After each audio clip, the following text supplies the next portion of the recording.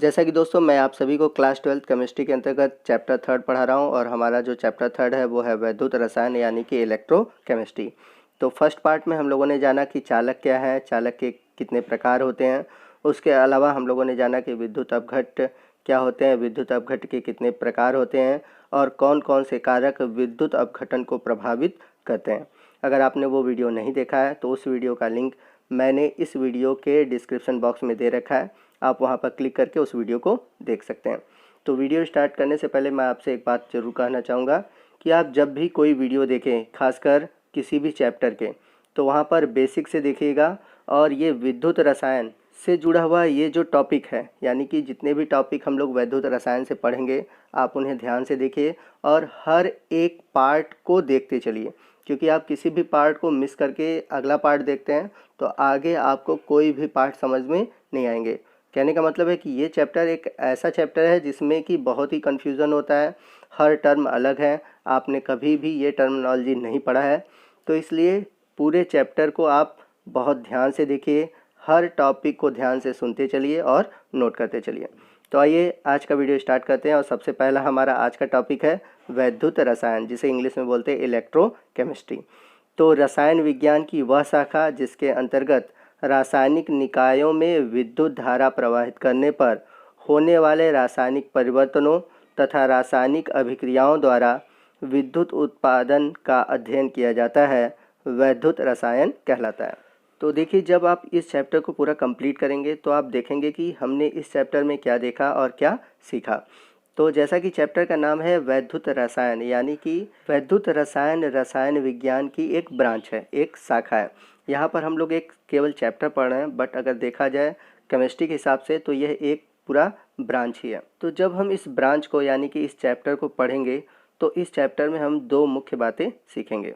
तो वैद्युत रसायन से जुड़े हुए जो दो मुख्य बातें हैं, पहली बात यह है कि जब भी हम किसी रासायनिक निकाय में यानी कि कोई भी केमिकल सिस्टम है, अगर उसमें विद्युत धारा प्रवाहित करते हैं तो कौन कौन से रासायनिक परिवर्तन होते हैं। और दूसरा पॉइंट हम ये पढ़ेंगे कि क्या किसी रासायनिक अभिक्रिया द्वारा विद्युत ऊर्जा का उत्पादन संभव है, और यदि संभव है तो हम किस प्रक्रिया द्वारा यानी कि किस अभिक्रिया द्वारा रासायनिक ऊर्जा से विद्युत ऊर्जा का उत्पादन कर सकते हैं। तो इस प्रकार से जो वैद्युत रसायन है, वैद्युत रसायन रसायन विज्ञान की वह शाखा है जिसके अंतर्गत हम रासायनिक निकायों में विद्युत धारा प्रवाहित करने पर उसमें होने वाले रासायनिक परिवर्तनों तथा रासायनिक अभिक्रियाओं द्वारा विद्युत का उत्पादन करते हैं। जैसा कि आप सभी जानते हैं, जो वैद्युत रासायनिक सेल होते हैं, बैटरी होती है, तो उसमें केमिकल होते हैं, उस केमिकल के थ्रू हम क्या करते हैं, करंट यानी कि विद्युत प्राप्त करते हैं।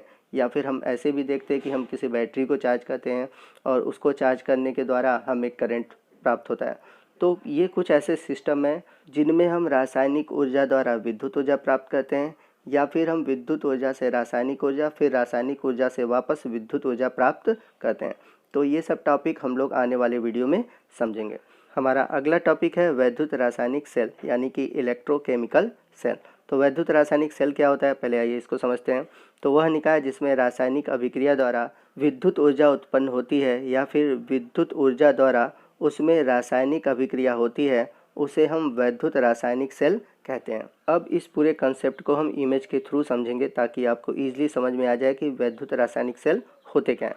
तो यदि हम बात करें वैद्युत रासायनिक सेल की, तो जैसा कि इमेज में आप देख सकते हैं कि ये आप घरों में कुछ इस तरह के सेल प्रयोग करते होंगे।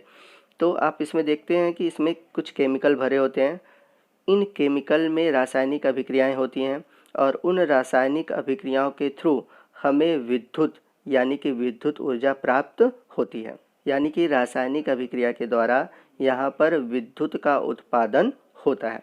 इसके अलावा कुछ आप ऐसे भी निकाय देखे होंगे जिसमें कि हम क्या करते हैं, करंट पास करते हैं। करंट पास करने के बाद उसमें रासायनिक अभिक्रियाएं होती हैं और उस रासायनिक अभिक्रियाओं से हमें विद्युत ऊर्जा प्राप्त होती है। जैसा कि आप घरों में इन्वर्टर की बैटरी देखे होंगे, इन्वर्टर की बैटरी में हम क्या करते हैं, करंट देते हैं। करंट देने पर उसमें जो वाटर भरा होता है उसमें इलेक्ट्रॉन का त्याग होता है जिसके थ्रू करंट बनते हैं और वापस उस करंट का हम लोग उपयोग करते हैं। तो वहाँ पर होता क्या है कि इलेक्ट्रिक यानी कि विद्युत ऊर्जा को हम रासायनिक ऊर्जा में और रासायनिक ऊर्जा से वापस हम लोग विद्युत प्राप्त करते हैं। तो जैसा कि आपने पीछे देखा कि हम करंट दो तरह से प्राप्त करते हैं। पहला रासायनिक ऊर्जा से विद्युत ऊर्जा और दूसरा विद्युत ऊर्जा से रासायनिक ऊर्जा। तो इस प्रकार से हम वैद्युत रासायनिक सेल की जो परिभाषा पढ़े हैं, मैं आपको फिर से रिपीट करके समझा देता हूँ। वह निकाय जिसमें रासायनिक अभिक्रिया द्वारा विद्युत ऊर्जा उत्पन्न होती है या फिर विद्युत ऊर्जा द्वारा रासायनिक अभिक्रिया से ऊर्जा प्राप्त होती है, उसे हम वैद्युत रासायनिक सेल कहते हैं। तो ये थी वैद्युत रासायनिक सेल की परिभाषा। नेक्स्ट हम बात करते हैं वैद्युत रासायनिक सेल के प्रकार की। तो आइए देखते हैं कि वैद्युत रासायनिक सेल कुल कितने प्रकार के होते हैं।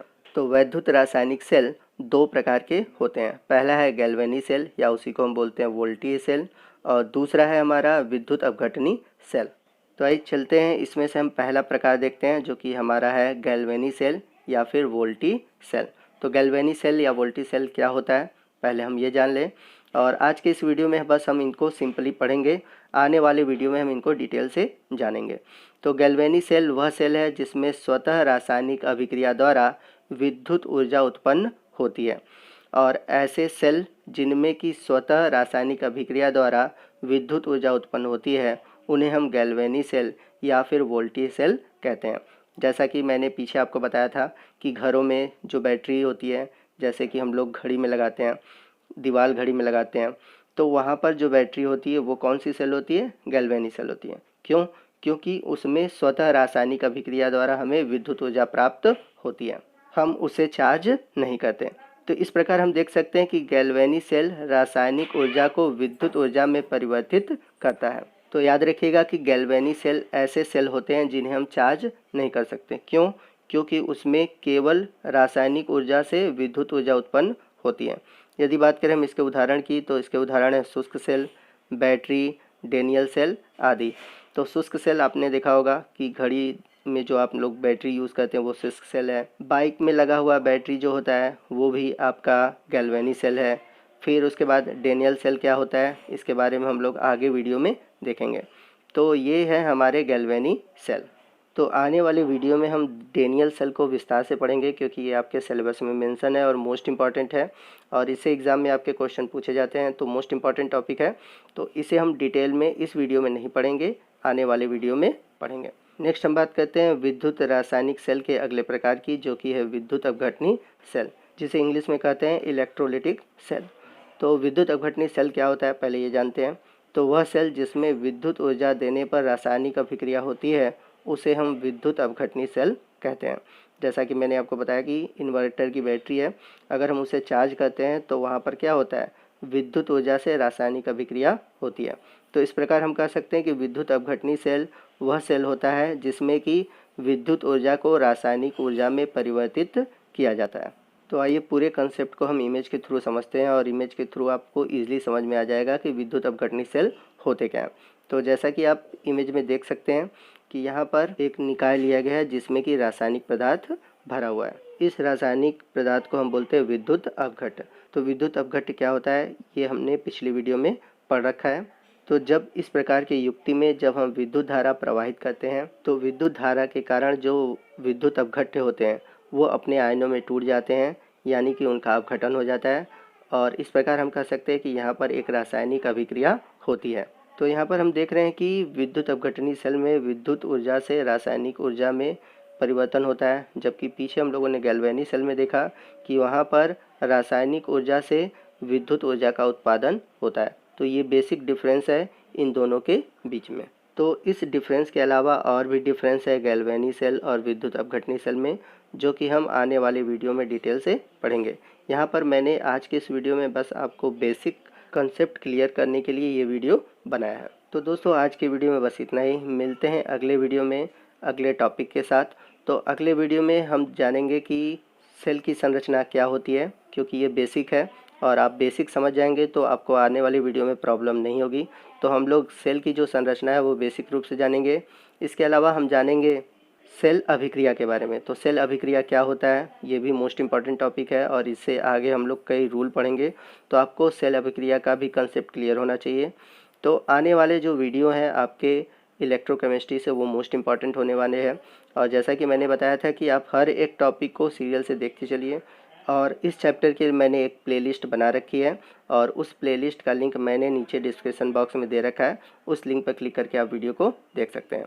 और यदि आप हमारे चैनल पर नए हैं तो ज़रूर हमारे चैनल को सब्सक्राइब कीजिए और बगल में जो बेल आइकन है उसको ज़रूर प्रेस कीजिए, ताकि जब भी मैं कोई नया वीडियो अपलोड करूँ उसका नोटिफिकेशन आपको मिलता रहे। तो अगर आपको वीडियो अच्छा लगा तो ज़रूर वीडियो को लाइक कीजिएगा। कोई भी डाउट हो आप कमेंट करके हमें बता सकते हैं, मैं आपके कमेंट का ज़रूर रिप्लाई करूँगा। तो आज के वीडियो में बस इतना ही।